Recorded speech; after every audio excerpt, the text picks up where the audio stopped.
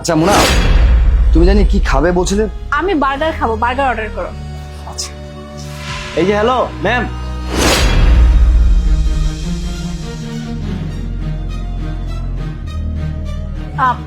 জন, আমি না বার্গার খাবো না, আমাকে বাসায় নিয়ে চলো।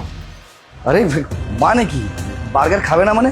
কিন্তু তুমি না একটু আগে বললে তোমার অনেক ক্ষুধা লেগেছে, তুমি খাবে, তারা হুড়ো করে নিয়ে আসলে, এখন বলছো খাবে না। আমি আমি বলেছিলাম যে আমার খেতে ইচ্ছে করতেছে, বাট এখন আর খেতে ইচ্ছে করতেছে না, আমাকে বাসায় নিয়ে চলো, আমি এখানে থাকবো না। এই যে হ্যালো ম্যাম। আরে কি আশ্চর্য, মানে এটা কোন ধরনের ব্যবহার বলো তো? এত দূর কষ্ট করে নিয়ে এসেছি তোমার পছন্দের রেস্টুরেন্টে, তুমি বললে খাবে, এখন বলছো খাবো না, এসব কি? বুঝতে পারতেছো না কেন? আমার না ভালো লাগতেছে না, আমি আমি আমি খাবো না, অন্য একদিন এসে খাবো, আমাকে বাসায় নিয়ে চলো। তোমার না মতি গতি আমি কোনো কিছুই বুঝতে পারি না। ঠিক আছে চলো তাহলে। আর হ্যাঁ, আমার একটা কাজ আছে, আমি কাজটা সেরে তারপরে আসবো। তুমি বরং এক কাজ করো, তোমাকে একটা রিক্সা উঠে দিচ্ছি, তুমি রিক্সা করে চলে যাও, ঠিক আছে? ওকে। চলো।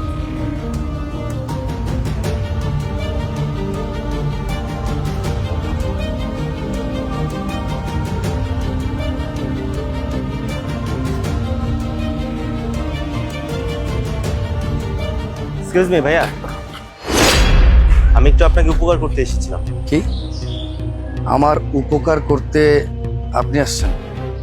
হ্যাঁ লিসেন, আমি না কোনো গর্ধ বা বোকামি, ঠিক আছে? আমি এখন পর্যন্ত আপনার সাথে ভদ্রভাবে কথা বলছি।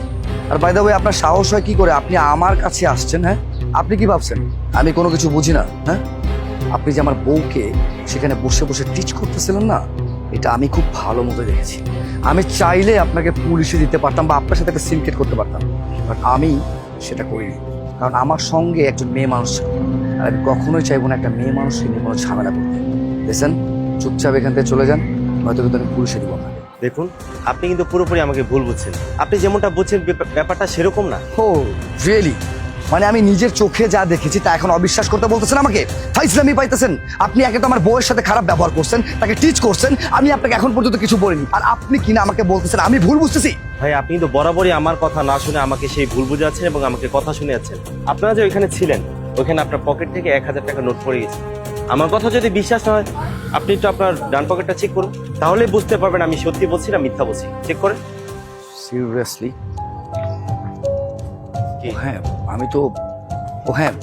আমি তো এই ডান পকেটেই 1000 টাকা রেখেছিলাম। এক্সট্রিমলি সরি, আসলে আমি ব্যাপারটা না সেভাবে বুঝতে পারিনি। আমি ভেবেছিলাম যে আপনি ওখানে বসে বসে হয়তো আমার ওয়াইফকে টিচ করছেন। এক্সকিউজ মি ভাইয়া, I am not a teacher. আর আপনি যার সাথে ছিলেন, মানে আপনারা যে দৃষ্টিকোণ থেকে আমাকে দেখেছেন, এটা ভাবাটাই স্বাভাবিক। আর এই পুরো সিচুয়েশনটা ক্রিয়েট হয়েছে একটা কারণে, কারণ আপনার যে ওয়াইফ, সে আমার পাস্ট, আই মিন আমার এক্স। হ্যাঁ, না জানাটাই স্বাভাবিক, কারণ কেউ তো তার পাস্টটা এত সহজে বলবে না যে ও আমার এক্স ছিল, আমার প্রেমিকা ছিল। ও আমার প্রেমিকা ছিল বলেই যখন আপনারা ওখানে বসেছিলেন, আমি যখন ওকে ইশারা করছিলাম, তখন আপনি আমাকে ভাবছিলেন যে আমি আপনার ওয়াইফকে কিস করছি, কিন্তু বিষয়টা সেরকম না। আবার ও ঠিক ভয় পাচ্ছিল যে ওর আর আমার পাস্টের রিলেশনের কথা যদি আমি আপনাকে বলে দিই, এই ভয়টা ও পাচ্ছিল। দেখুন, অতীতটা জানলে কেউ কখনো ভালো থাকে না, এই জন্য ও ভয় পাচ্ছিল, আর আপনি আমাকে টিচার ভাবছিলেন। দেখুন ভাইয়া, ওর সাথে আমার আগে যা ছিল সব শেষ, এখন আর কিছুই নেই। যাই হোক, আপনার সাথে এত কথা বলে লাভ নেই। আপনার যেহেতু উপকার করতে এসেছিলাম, আপনার টাকাটা পড়ে গিয়েছিল, সেটা ব্যাক করতেছি। তাই না? আর আশা করি আপনিও ভালো থাকবেন, ওকে নিয়ে ভালো থাকবেন।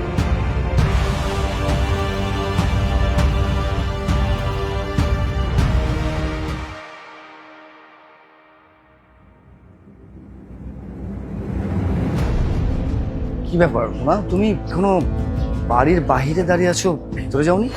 না, এমনিতেই দাঁড়িয়েছিলাম, ভাবলাম তুমি আসবে, একসাথে উপরে যাব। ও আচ্ছা আচ্ছা। আচ্ছা মুনা, তোমাকে একটা কথা জিজ্ঞাসা করবো, কিছু মনে করবে না প্লিজ? হ্যাঁ করো। আচ্ছা মুনা, তুমি কি ভাবো বলো তো, যে আমি তোমার অতীত, মানে তোমার পাস্ট জেনে গেলে তোমাকে আমি ছেড়ে দিব, বা তোমার প্রতি আমার ভালোবাসা কমে যাবে, এমন কোনো কিছু? কেন জানি আমার কাছে মনে হচ্ছে যে তুমি আমার কাছে কিছু লুকোচ্ছ। আমরা দুজন স্বামী স্ত্রী, একে অপরের প্রতি আমাদের একটা বিশ্বাস আস্থা থাকবে, যাতে করে আমরা সবকিছু আমরা দুজন দুজনকে শেয়ার করতে পারি। আচ্ছা, আমার কেন জানি মনে হচ্ছে তুমি আমাকে পেয়ে হয়তো খুশি না, যার কারণে তুমি তোমার সবকিছু আমার সাথে শেয়ার করো না। আচ্ছা, তুমি কেন তোমার অতীত সম্বন্ধে আমাকে জানাওনি? তুমি কি ভেবেছো তুমি না জানালে আমি কখনো জানতে পারবো না? আসলে সত্য না কখনো চাপা থাকে না, তুমি কি ভেবেছো আমি কোনো কিছু বুঝি না? তুমি যে ওই ছেলেটাকে দেখে তাড়াহুড়ো করে রেস্টুরেন্ট থেকে বের হয়ে গেছো না, সেই ছেলের সাথে আমার কথা হয়েছে, আর ও আমাকে সব কিছু খুলে বলেছে যে ও তোমার এক্স বয়ফ্রেন্ড ছিল। দেখো, মানুষের অতীত থাকতেই পারে, তাই না? তাই বলে অতীত নিয়ে বর্তমানে এসে তোমার সাথে আমার যে সম্পর্ক, আশা করছি সেটাতে কখনো কোনো রকম ক্ষতি হবে না।